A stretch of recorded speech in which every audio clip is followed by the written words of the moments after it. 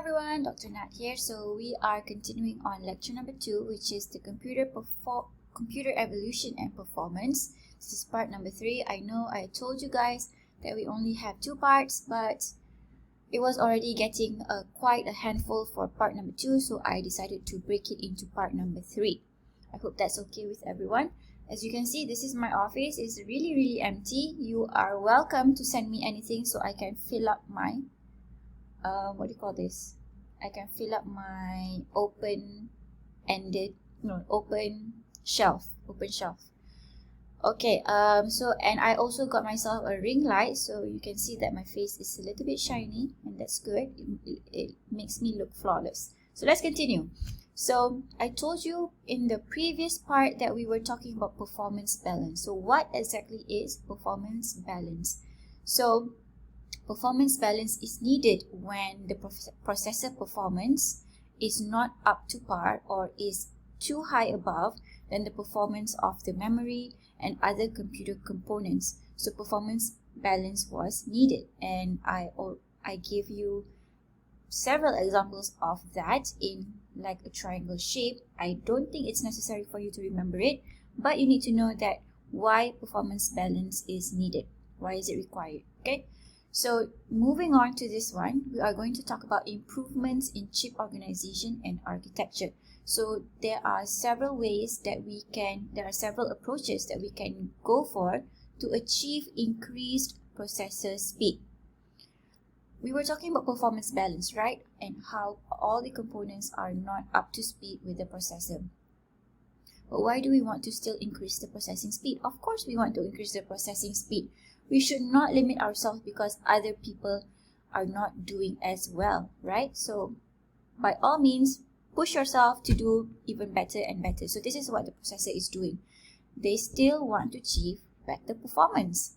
So how do we do that? The first approach is to increase the hardware speed of processor. So fundamentally, when we miniaturize the chip, the logic gate size also decreases, and when it decreases, we can fit in more gates onto the chip, and more gates packed more tightly increases the clock rate. This is how we could increase the clock rate over the different models that we have seen in the table that we've seen earlier. And then this also means that the propagation time for signals is reduced. With gates that are closer together, the propagation time for signals is reduced to enable a speeding up of the processor, and an increased clock rate means that individual operations are executed more rapidly. So this is what clock rate means. And then the second approach is to increase size and speed of cache. Increase the size and speed of cache. Now I don't think I've introduced cache to you guys yet. So what exactly is cache? Now I think you're more familiar with cookies, are you not? So let's talk about that. Cache and cookies, they're almost the same but not really. We're going to talk more on that. So the second approach is to increase the size and speed of cache, whereby you reduce the cache access time. So how do we do that? We dedicate part of the processor chip to really focus on just for cache. So this is the job of the processor designer.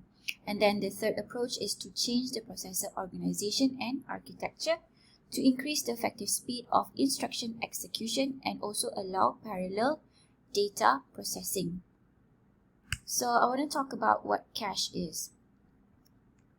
Okay, so cache versus cookies, what are they?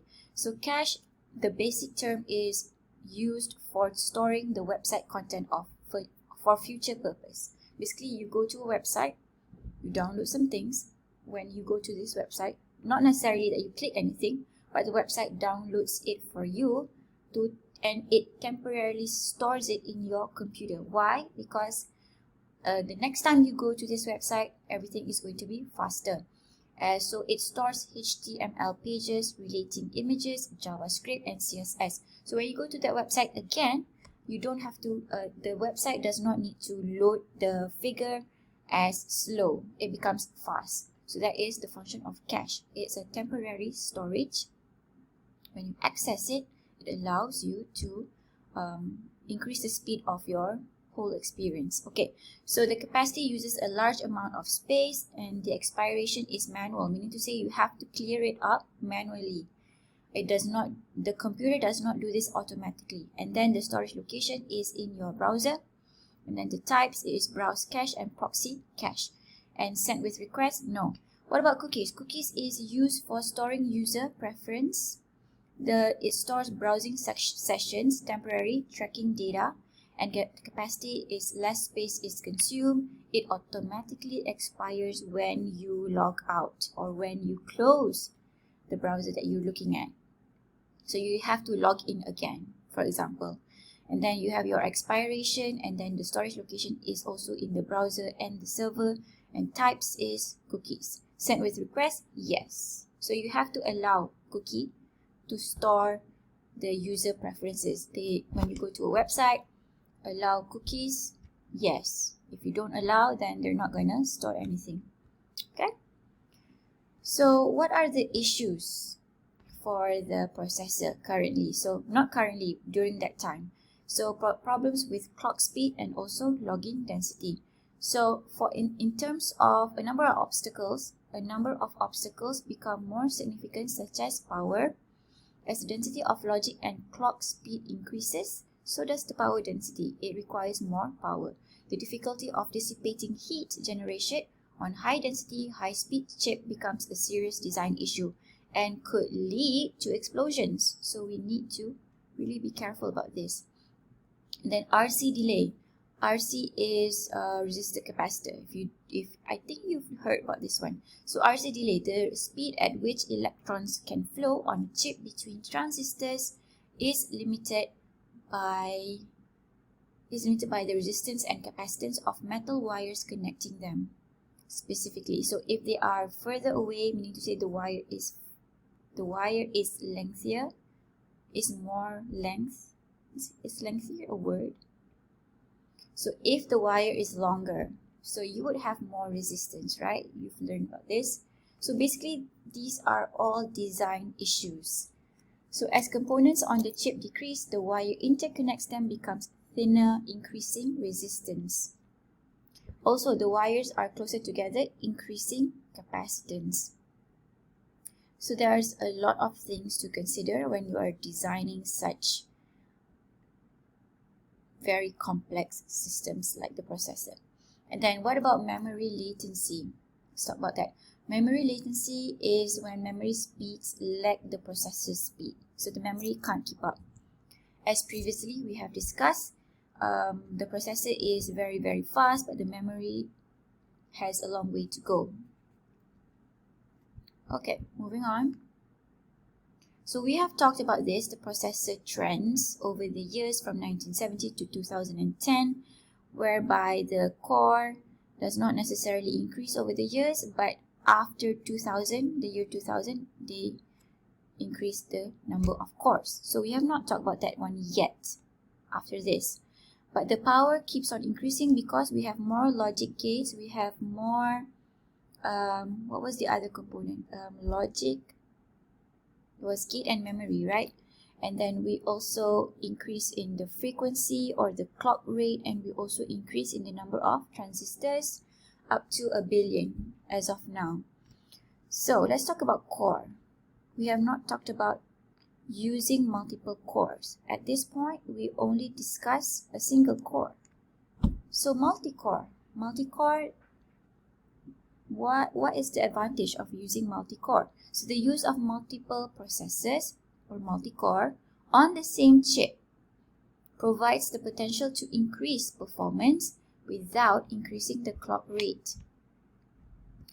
So you don't have to have a really complex core. You can put in several more on the same chip and you get enhanced performance. The strategy is to use 2 simpler processors on the chip rather than 1 complex processor. It's a great idea. And then with 2 processors, large caches are justified. So with multi-core, we have a lot more temporary space or storage. As the cache became larger, it made performance sense to create 2 and then 3 levels of cache on a chip. Okay, so now we talked about how now we have multiple cores on a chip. So the chip manufacturers were trying to fit in a lot of cores on a chip. At this point, it was around 50 cores per chip, quite a lot.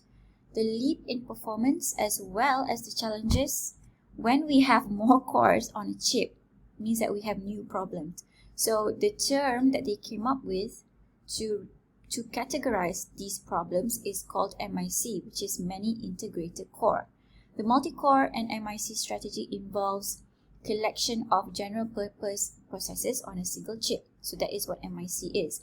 At the same time, chip manufacturers are pursuing another design option, a chip with multiple general purpose processors plus GPU, graphics processing unit, and specialized core for video processing. So first of all, they were talking about putting many cores on a chip, and which led to a lot of problems. A lot of these cores on a chip is called MIC, Many Integrated Core. But at the same time, other manufacturers were considering a different design, not just MIC. They wanted to have a lot of cores on a chip, but at the same time, they wanted to have a GPU, graphics processing unit. So a GPU, the core designed to perform parallel operations on graphics data, it is traditionally found on a plug-in graphics card. It is used to encode and render 2D and 3D graphics as well as process videos. It is used as a vector processor for a variety of applications that require repetitive computation. Oops.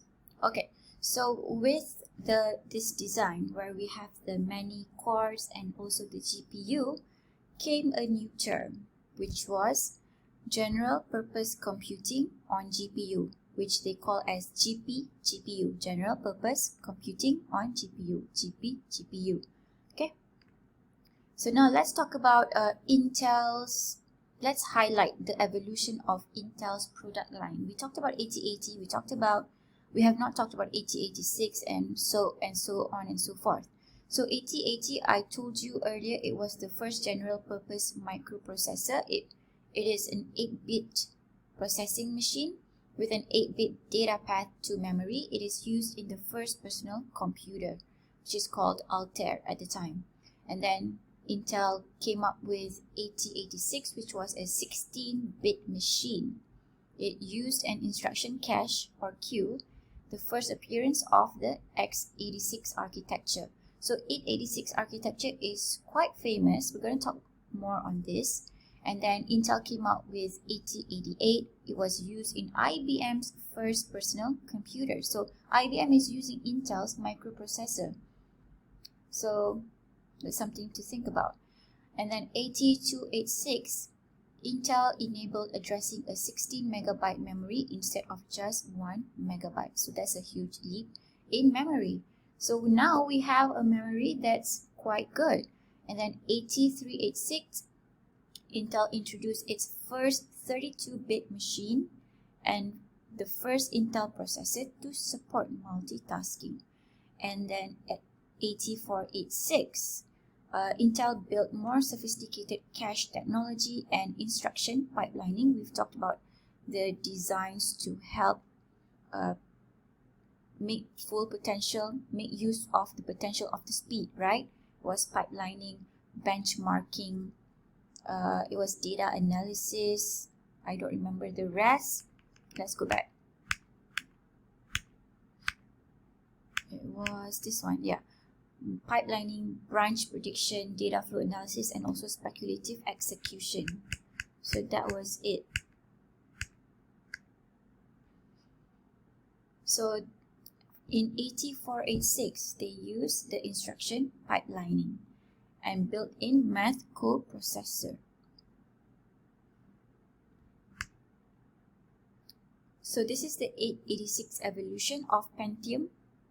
So the first one was superscalar multiple instructions executed in parallel, and then you have your Pentium Pro, increased superscalar organization, aggressive register renaming. Remember I told you about registers, but we haven't gone through in depth yet about registers. But now they are aggressively register renaming when they run programs. And then branch prediction, data flow analysis, speculative execution. We have those in the Pentium Pro at this point. And then in Pentium 2, you have the MMX technology, designed specifically to process video, audio, and graphics data. Pentium 3, additional floating points to support 3D graphics software.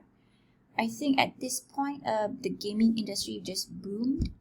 And then Pentium 4 includes additional floating point and other enhancements for multimedia.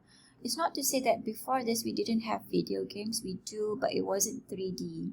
So it was quite sad. I don't know if you've seen any computer games that are 2D. Street Fighter, if you know that, I don't think you do. Our age gap is quite huge.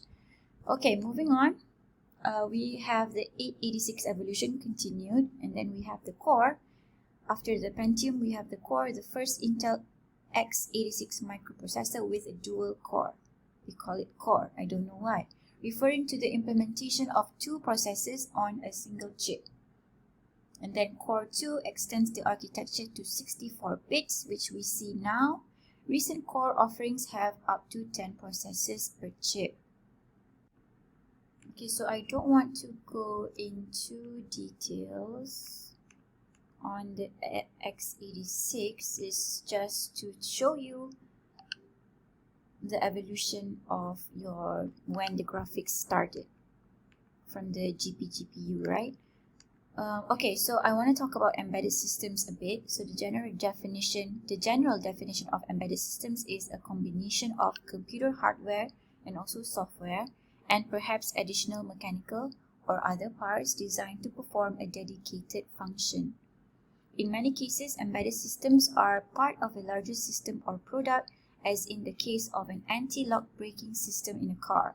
So let's talk about examples of embedded systems. In automotive, you have the ignition system, you have the engine control, you have the brake system. These all use embedded systems, which is the combination of hardware and software. And then you have consumer electronics. In this field, we have the digital and analog televisions. They also use some type of hardware with software. We have DVDs, VCR, cable boxes. I don't think you know what this is. And then we have some toys and games that uses embedded system as well. GPS uses embedded system for sure. And then in the industrial control field, we have robotics and control systems. Straightforward. We know this is still very relevant up to this day. And then in the medical field, at that point, they were using dialysis machines, embedded system with dialysis machine. When does it stop? When does it start? How fast should it go? And then prosthetic devices, cardiac monitors. What happens if it exceeds a certain threshold? Does the alarm go off? So those require hardware and software. And then office automation, there is a fax machine, photocopier, printer, monitor, scanner. All these use embedded systems. Okay, so let's talk about Amdahl's law as well as Little's law, and then I think we are good to go. Yeah, we're done with the lecture. So Amdahl's law, what is it? Amdahl's law, when we are considering system performance, computer system designers look for ways to improve performance by improvement in technology or a change in design. You either make the technology greater or you improve the design, right, to make full use of its potential. So examples include the use of parallel processors, the use of memory cache hierarchy, speed up in memory access time, what else? I/O transfer rate. And in all of these cases, it is important to note that a speed up in one aspect, such as the parallel use of processors, the speed up in one aspect of the technology or design does not result in corresponding improvement in performance. Okay, So you can speed up your processor. Doesn't necessarily mean the overall performance of the computer is also enhanced.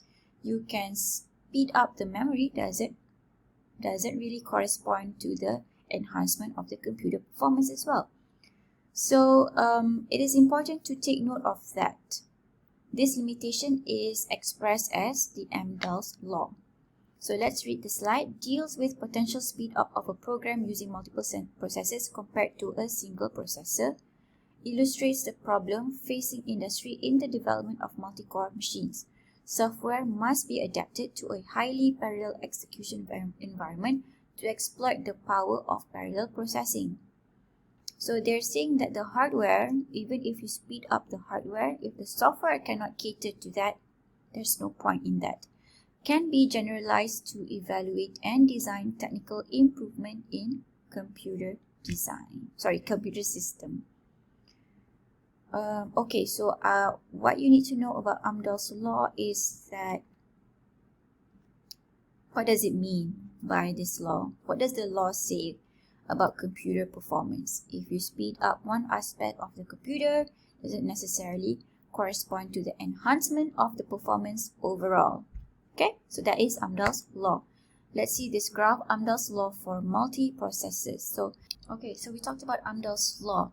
So here shows the Amdahl's law for multiprocessors, whereby the x-axis tells you the number of processors on a chip, meaning to say the more number of processors, the faster your supposedly computer is. And then this is the actual speed up based on Amdahl's law. And as you can see over here, we have several curves where f is the fraction of execution time. F is the fraction of the total execution time. Okay, so here we can see that when f is small, when the fraction of time from the total execution time is small, the use of parallel processes has little effect. There's not much speed up. There is a little bit, but not too much. As n approaches infinity, speed up is bound by 1 over 1 minus f. So here, when we increase the execution time or the fraction of the total execution time, we can see that the number of processors has a lot of impact on the speed up of the overall performance, but it is limited by 1 over 1 minus f, so that there are diminishing returns for using more processors. So even if you were to increase this, it would be a straight line, not much speed up after that. Okay, so that is Amdahl's law. Now moving on to Little's law. It is the fundamental and simple relation with broad applications. It can be applied to almost any system that is statistically in a steady state, where there is no leakage. Basically, you are conserving everything in. And then you have the queuing system. If a server is idle, an item is served immediately. You can imagine this like a restaurant scenario. If you have your server or your waiter over here and the waiter is not doing anything, an item can be served immediately. Otherwise, arriving items join in a queue. You have to queue because you only have one server per restaurant. This is a really bad restaurant. It only has one waiter. And if this waiter is not doing anything, then yes, your item gets served right away.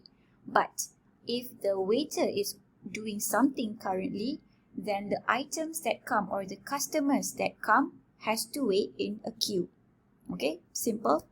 There can be a single queue for a single server or for multiple servers or multiple queues with one being for each multiple server. So you can have one waiter with 3 queues possible, or you can have 3 servers or 3 waiters with 3 queues. So those are depending on the design. So Little's law also tells us that the average number of items in a queuing system equals the average rate at which the items arrive multiplied by the time the item spends in the system. So let's try to write that down somehow. Where is my pen? I don't think I can find it right now. It is missing. Okay, I found it. So this is my pen. Okay, so the average number of items in a queuing system. Let's call this I. So average is this symbol, tells me this is the average item in a queuing system, equals the average rate at which items arrive. So the rate of items arrive. So I over time, the rate at which items arrive. Okay, rate meanings is over time, multiplied by the time that an item spends in the system. So time spent by an item, TI. This is hard. Okay, TI. So TI is going to be in seconds. This T is also in seconds, so they cancel out. So you are left with the average number of items in a queuing system. So that is it for our lecture number 2. So I'll see you in class, maybe. Take care everyone, and don't forget to do your assignment. Bye-bye.